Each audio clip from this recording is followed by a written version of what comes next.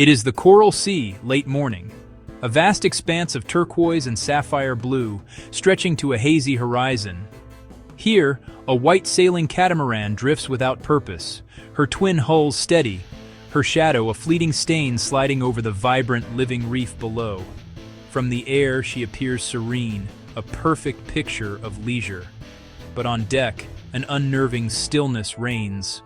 No crew move, no voices carry on the tropical wind, just a vessel, utterly and profoundly alone. The date is April 20th, 2007. The location, 80 nautical miles north of Townsville, on the remote outer edge of Australia's Great Barrier Reef. It was first spotted by an Australian Coast Watch surveillance aircraft, a routine patrol that turned into a perplexing mystery. The crew noted the vessel was under sail and making way, but something was amiss. There was no sign of human activity. The boat, a nearly 10-meter catamaran, rides a gentle 1-meter swell near the reef margin. Her bow veers slightly with the current, sails half set, but completely unattended. From a distance, it might look like a routine day of sailing. A crew member might just be below deck. But as a maritime patrol boat draws closer, that illusion shatters. The scene is unmistakably deeply wrong. The mainsail is properly hoisted, but the headsail is in tatters. Its shredded fabric flaps violently in the breeze, a clear sign of having endured powerful squalls without a hand to furl it. Loose sheets, the ropes that control the sails, slap against the deck. A halyard, used for hoisting, raps a frantic metallic rhythm against the aluminum mast. The sea itself is workable, even pleasant, but the state of the canvas tells a story of sudden weather and perhaps sudden crisis. Below the flapping cloth, another sound adds to the strangeness, the low, steady hum of an engine. One of the boat's twin diesel engines is running, ticking over on idle. The throttle lever sits untouched. On the instrument panel, dials glow with steady readings. Power is on, the engine is running, but no one is at the controls. Inside the main saloon, the scene is even more haunting. A table is set for lunch, plates, cutlery, a half-poured drink. Everything is in its place, undisturbed by the motion of the sea. Nothing is spilled, nothing is cleared away. It's a moment frozen in time, as if three men simply stood up mid-meal, walked away, and never sat back down. A quick survey of the vessel reveals more contradictions. A full set of life jackets hangs neatly on their designated pegs, untouched. A deck line is perfectly coiled. All the requisite safety gear is aboard, stowed correctly and ready for an emergency. An emergency that, if it happened, seems to have unfolded without anyone reaching for help. At the navigation station, the boat's electronic brain is still functioning. A GPS chart plotter displays the vessel's position, plotting a steady, unwavering course northwest. Beside it, a laptop computer blinks awake when touched, revealing a familiar desktop screen. The boat knows exactly where it is and where it is going, but no human hand is guiding it. Astern, the yacht's inflatable tender, its small outboard motor tilted up, is tied off and secure. It bumps softly against the hull, rising and falling with the swell. This wasn't an abandonment to a lifeboat. The VHF radio is on and functional, but repeated hails from the patrol boat are met with only the crackle of static. Calls to other vessels in the area confirm that no distress signal was ever broadcast. No mayday call logged. The sea offers no reply but the gentle slap of water on the hull. The cockpit is eerily orderly. Lines are led aft to their cleats. Winch handles are stowed in their pockets. The helm wheel sits perfectly centered, held in place by the autopilot. There are no footprints in the light sea spray on the deck, no sign of a slip or a fall. Forward, the torn headsail snaps and cracks in the wind. A loose sheet, thick as a man's thumb, snakes across the foredeck, a potential tripping hazard. This single piece of disarray, the tattered sail, is the only clue that something went wrong. Whatever happened, it must have been fast. A boarding party from Queensland's Emergency Management Service steps cautiously aboard. Their boots tread softly on the fiberglass deck as they move from the cockpit to the saloon, calling out into the empty space. "Hello? Anyone aboard?" There is no answer. A thorough search reveals no signs of a struggle, no damage, no evidence of injury, only a profound and total absence. Below deck, the cabins are tidy. Bunks are neatly made. A nautical chart lies open on the main table, detailing the waters they were navigating. Personal items, wallets, phones, cameras, rest where they were left, as if their owners expect to return at any minute to retrieve them. The name painted on the transom is Kaz 2. Records confirm she departed Airlie Beach 5 days earlier, on April 15th, with 3 experienced sailors aboard. They were on a multi-week coastal passage, a dream trip up the Queensland coast. Now their boat is here, sailing itself toward the horizon, and they are not. The Coral Sea is notoriously fickle. It can turn in moments. Trade wind squalls can build with frightening speed, sudden gusts funneling over reef flats, creating confused, steep waves at channel edges. But the conditions on this day are not extreme. The weather doesn't seem to match the outcome.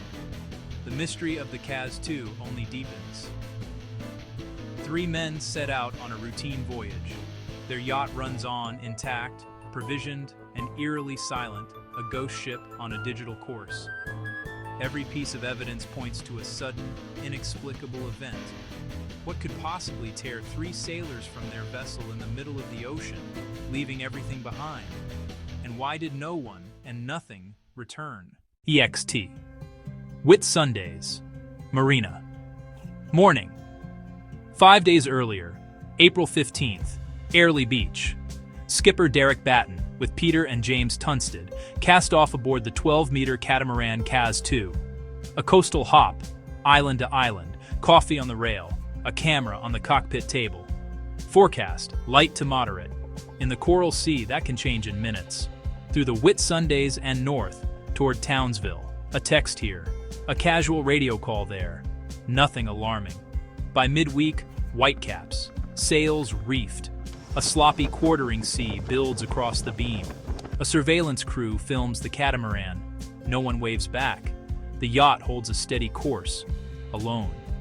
April 18th to 20th. Customs eyes on the water. The footage is odd. Orderly deck, intact sails, no visible crew. Authorities board at sea near Townsville. Engine idling, gear in place, a laptop open, crew missing. Within hours, helicopters, rescue boats, and fixed-wing aircraft sweep the reef line into open water.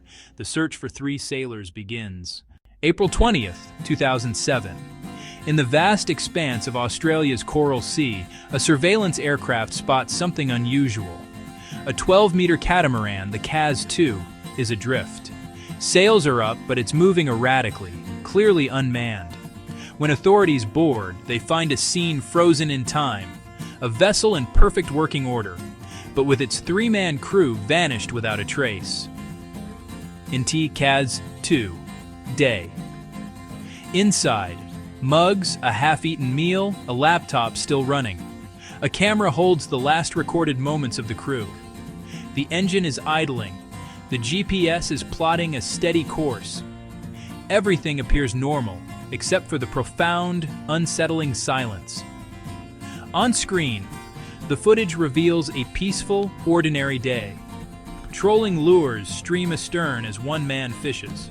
Another steers. The seas are messy, but entirely manageable for these experienced sailors.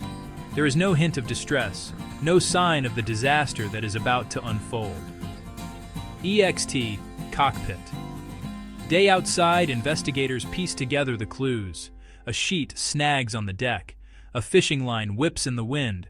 A fender drags in the water. On their own, these are small, routine problems for any sailor. But together, they can trigger one catastrophic moment. Was it pirates? A staged escape? The theories are immediate and wild, but investigators find no sign of struggle, no theft, no forced entry. Wallets, phones, and valuables are all left untouched. The evidence doesn't point to foul play, but to something far more common and just as tragic. The coroner's most probable chain of events begins with a simple accident. One of the men, likely trying to free the snagged line at the stern, stumbles and falls overboard. In an instant, a leisurely trip becomes a desperate rescue. A second man spins to help his friend in the water. The third, perhaps the skipper, rushes to dump sail or engage the engine, trying to bring the boat about. It's a moment of urgent, instinctive action, but in the chaos, they too go overboard. Now, the wind fills the sails. The catamaran, designed to track straight, surges ahead with its rudders free. In just 30 seconds, she is 20, then 30 meters away, an impossible distance. 3 men are left in the choppy water. None are wearing life jackets. The boat, their only lifeline, does not circle back. She simply keeps going, a ghost ship sailing on a programmed course, leaving her crew behind.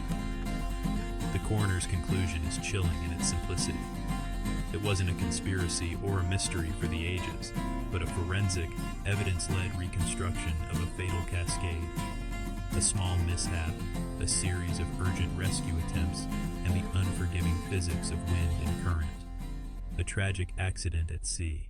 So what most likely happened aboard the Kaz 2? With no witnesses and no survivors, investigators had to piece together a probable sequence of events from the silent evidence left behind.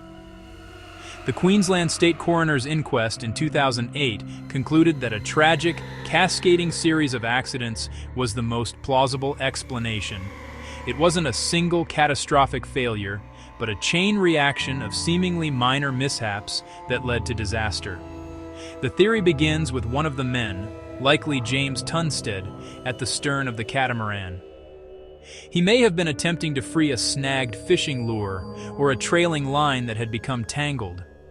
The boat was in quartering seas, a condition that can make a vessel's movement unpredictable and unsteady.